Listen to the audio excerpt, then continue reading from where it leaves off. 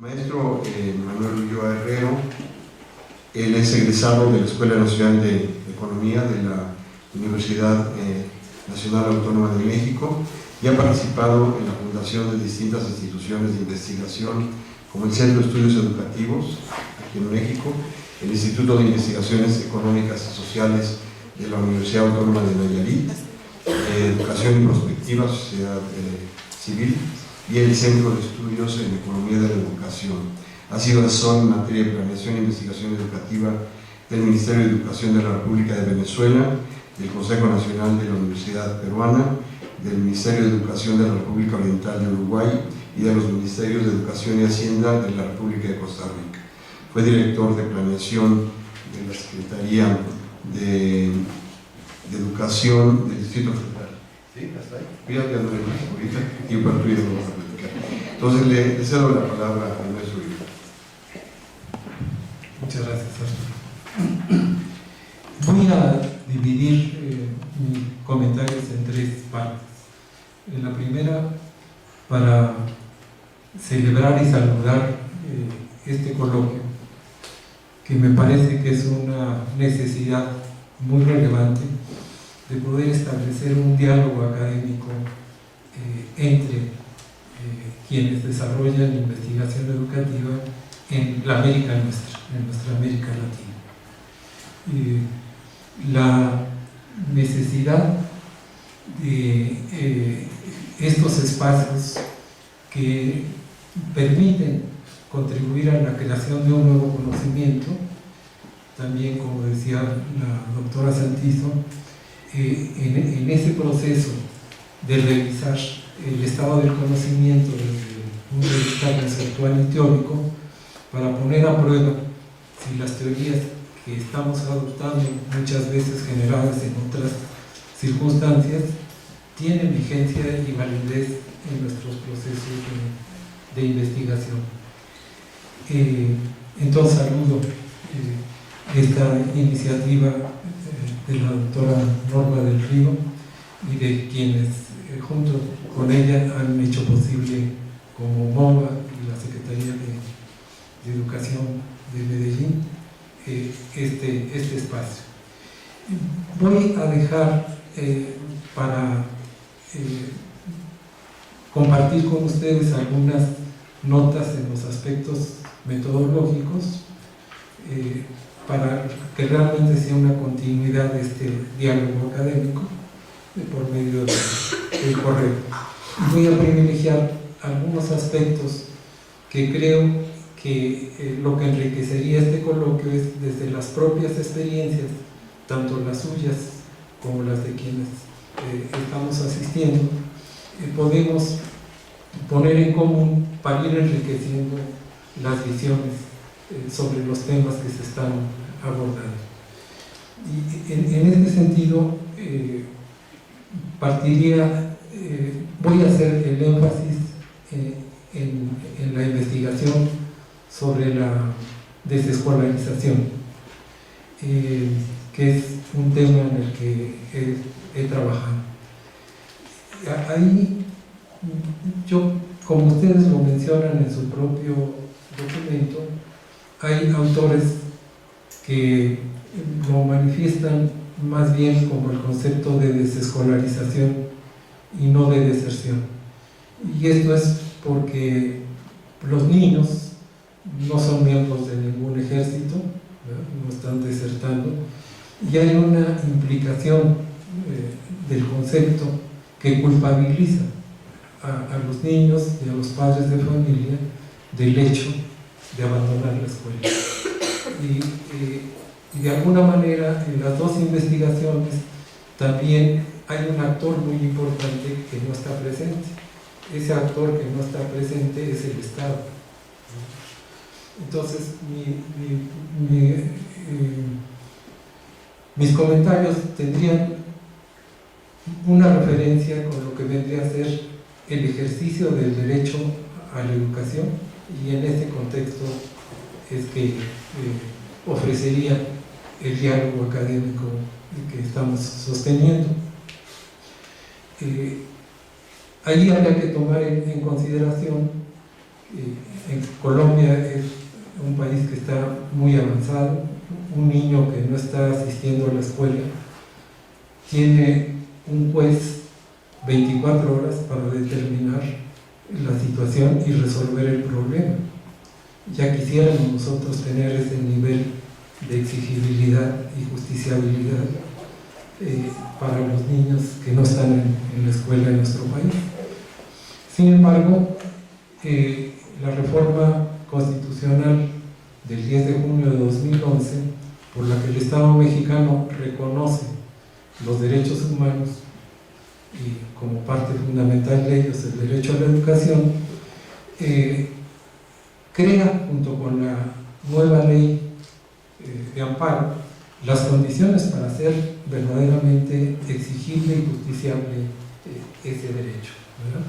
Y en esa perspectiva, entonces, una primera consideración con respecto a la calidad de la educación que se mencionaba es ver si la educación que está ofreciendo el Estado, en el caso de México, la educación obligatoria, que abarcaría tanto la básica como la media superior, es de calidad. Y ahí nos apoyaríamos en las aportaciones de muchos latinoamericanos y destacadamente del doctor Carlos Muñoz Izquierdo, quien hace la propuesta del modelo interdisciplinario y multifactorial de la calidad de la educación para ver si esa educación que ofrece el Estado tiene realmente esas características que ahora, con la reforma del 26 de febrero de 2013, quedó también plasmada ya constitucionalmente y que junto con los tratados internacionales que México ha suscrito y de los que forma parte, serían los elementos para revisar el ejercicio de ese derecho. Y Carlos Muñoz Izquierdo plantea en este modelo interdisciplinario y multifactorial que desde un punto de vista social la educación tiene que ser equitativa. Y equitativa no quiere decir igual para todos, sino diferenciando, distinguiendo y dando más al que más requiere, ¿verdad? Y en los términos en que lo requiere. Desde el punto de vista filosófico y más específicamente axiológico, la educación tiene que ser relevante. La misma Secretaría de Educación Pública en México reconoce que el modelo educativo no funciona y está planteando que va a proponer otro, ¿verdad? Entonces, a confesión de parte, relevo de pruebas. Desde el punto de vista cultural, tiene que ser pertinente. Aquí, por ejemplo, en una investigación que hicimos en la Sierra de Puebla, pudimos ver que los maestros de educación indígena en su mayoría no hablaban la lengua de las comunidades y por lo tanto se violaba el derecho a recibir educación en lengua materna. Ya no se diga que no dominaban la variante dialectal correspondiente, porque lo que la educación era, la vida en la escuela, era simplemente una forma de castellanizar. Desde el punto de vista económico, Carlos Muñoz plantea la necesidad de que sea eficiente, pero yo agregaría que como condición previa y necesaria de la eficiencia tiene que estar la suficiencia. Los recursos que el Estado destine a la educación tienen que ser primero suficientes. Tiene que haber los maestros que deben haber las condiciones de los espacios dignos y con condiciones de aprendizaje. Y entonces sí se puede, a partir de ese cumplimiento de esa condición, ver la eficiencia. Desde el punto de vista pedagógico, tendría que ser eficaz, tendrían que lograrse los aprendizajes que están planteados y propuestos en los planes y programas de estudio, lo que está demostrado a pesar de la deficiencia de las pruebas, que en México no es el caso. ¿verdad? Ni en las pruebas enlace, ni en las pruebas Scanner se tienen resultados que muestren esa eficacia pedagógica. Pero si vamos a otra prueba que también tiene limitaciones por ser estandarizada, como es PISA, ¿verdad? Pero que sí trata de ver la significación, tendríamos también un resultado donde la mayoría de los jóvenes mexicanos de 15 años no tienen ni en comprensión lectora, ni en matemáticas, ni en ciencias los niveles mayores a 2, ¿verdad? Lo que implicaría que habría una deficiencia. Y desde el punto de vista político tendría que ser efectiva. Y nosotros vemos en los diferentes estudios e investigaciones sobre la política educativa en el país que el Estado no es efectivo, no logra ni los objetivos ni las metas que se han planteado y que dice que quiere lograr. Entonces, esta sería una primera consideración, para lo cual están desarrollados todos los indicadores, pero se tendrían que desarrollar nuevos indicadores que sean pertinentes a las condiciones específicas. Otra consideración es acerca de lo de la escuela. Hay una unión de cooperativas indígenas muy importante en la Sierra Nororiental de Puebla, donde desde hace muchos años los asesores y los socios fundadores impulsaban que la escolaridad de los niños fuera la mayor posible, y así lo hicieron por muchos años, pero llegó un momento en el que los socios de la cooperativa se plantearon que eso no funcionaba, que la escuela, además de que castigaba por hablar la lengua, en este caso el náhuatl o el totonaca, no solo eso, sino que preparaba a los niños, adolescentes y jóvenes solo para emigrar, los desarraigaba de la cultura. Por eso en la primera investigación que presentan ustedes, la maestra Viviana, ahí vendría esto de la relación de la familia y las comunidades con respecto a la escuela. Y en este sentido, ellos se plantearon que cuando llegaban a la edad en que ya no había continuidad escolar porque no se ofrecía, ¿verdad? Y que esa es una causa también de la desescolarización, ¿sí?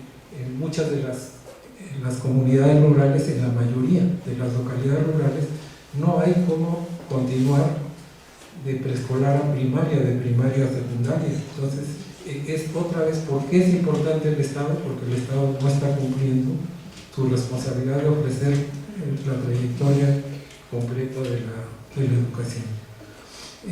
Y entonces, los jóvenes que no podían ya bastarse a sí mismos para alimentarse produciendo sus alimentos, tenían que salir. Y lo que decía la gente, nosotros vemos que nuestros hijos en Puebla o en la Ciudad de México viven peor que nosotros, ¿verdad? ¿Sí?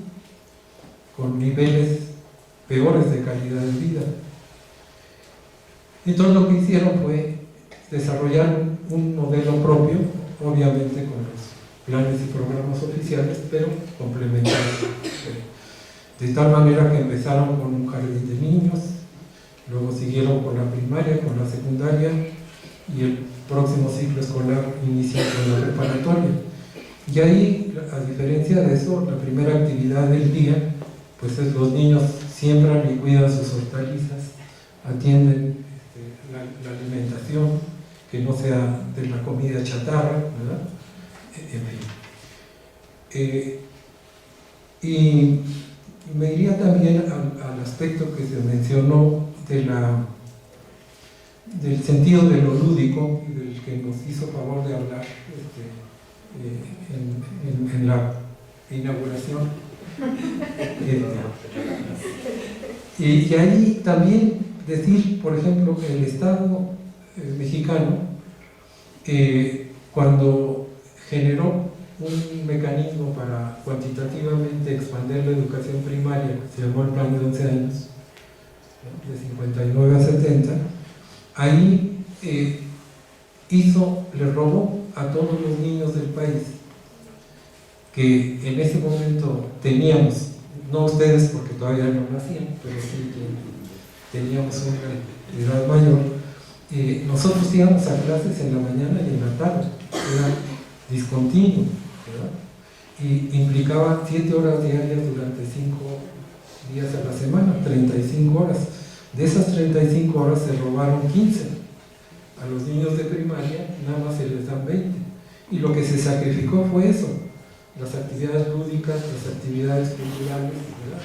Se suprimía la enseñanza de la música, de las artes. Entonces, por eso es tan importante que el Estado figure en los procesos de investigación. Y en cuanto a la movilidad social, señalaría que los estudios del estado del conocimiento también demuestran que el mercado de trabajo no reconoce los mayores niveles de estudio. No se traduce en un reconocimiento en mayores ingresos. Y esto aquí, por ejemplo, se hizo con las secundarias técnicas y se pudo ver que el mercado de trabajo no distinguía entre quien hacía secundaria técnica y quien tenía solo la primera. Entonces la movilidad social en ese sentido sería muy, muy cuestionable. Había que verlo en esta época de desocupación, ¿verdad? De desempleo y subempleo. Y en cuanto a lo que tiene que ver, por último, con la escuela autoritaria y punitiva, pues efectivamente hay una serie de reglamentos y de normas que confirman esta visión, que responde a una visión más general de política educativa.